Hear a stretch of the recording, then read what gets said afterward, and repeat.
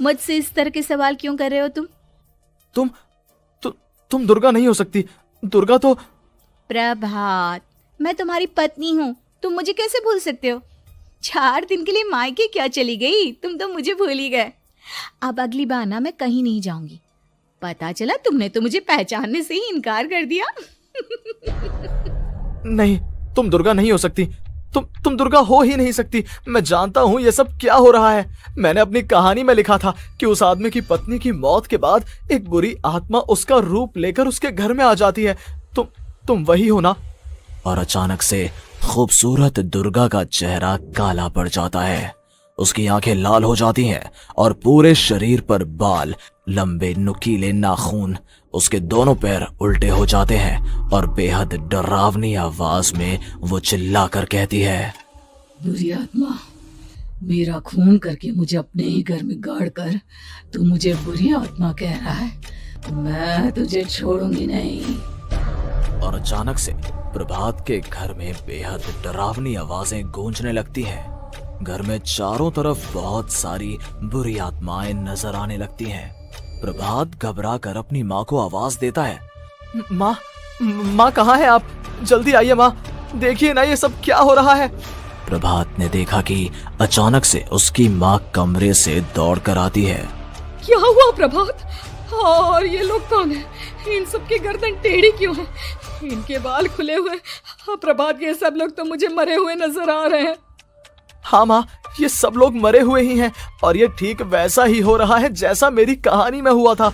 लेकिन मेरी कहानी के हिसाब से तो आप भी। अचानक से उर्मिला का रूप बदल जाता है। वो भी एक डरावने साए की तरह बन जाती है और बेहद डरावनी आवाज में चिल्ला चिल्ला कर कहती है, मर गई तेरी माँ। जानता है, कल रात जब तू सो रहा था ना, तो मैंने उसके शरीर का सारा खून पी लिया। अब बस हड्डियां बची है उसके शरीर में। नहीं, ऐसा नहीं हो सकता। ऐसा बिल्कुल नहीं हो सकता। मेरी माँ नहीं मर सकती। तुझे भरोसा नहीं ना? तो फिर जा, अपने कमरे में जाकर देख। तेरे पलंग के नीचे तुझे तेरी माँ की हड्डियां मिलेंगी। प्रभात दौड़कर अपने कमरे में जाता है और अपने पलंग के नीचे देखता है। वहां पर सचमुच एक कंकाल पड़ा हुआ था और उसके शरीर पर जो कपड़े थे वो प्रभात की माँ के थे। माँ, अब मुझे कुछ करना पड़ेगा।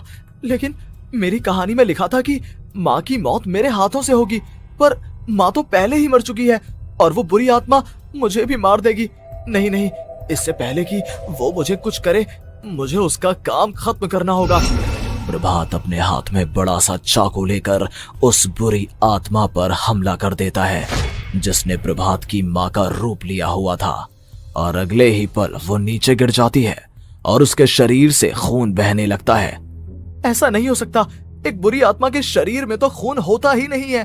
तो क्या सच में मैंने अपनी माँ को मार दिया? लेकिन अभी कुछ देर पहले तो फिर वो कंकाल किसका है? और ये कौन है?